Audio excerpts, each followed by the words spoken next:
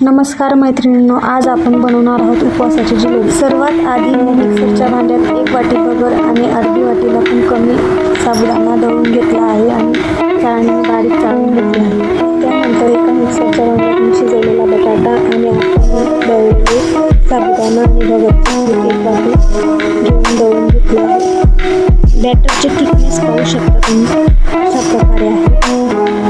Batter तयार झाल्यानंतर 2 चमचे दही टाकावे। जर आंबट असेल तर 1 चमचा बॅटर थोडा वेळापुरता झाकून ठेवा। आता आपण पाकाची तयारी करून घेऊ। कढईत 1 वाटी पाणी आणि 1 वाटी साखर सम प्रमाणात घ्यायचे आहे आणि कढई टाकायची।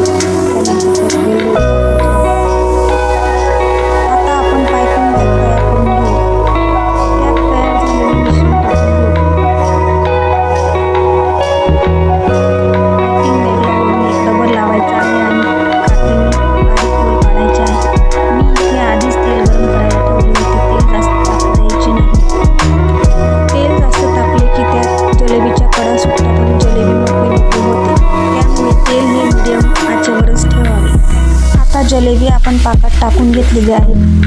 आवडल्यास लाईक करा, शेअर करा आणि असेच नवनवीन व्हिडिओ बघण्यासाठी माझ्या चॅनलला सबस्क्राईब करा। बाय।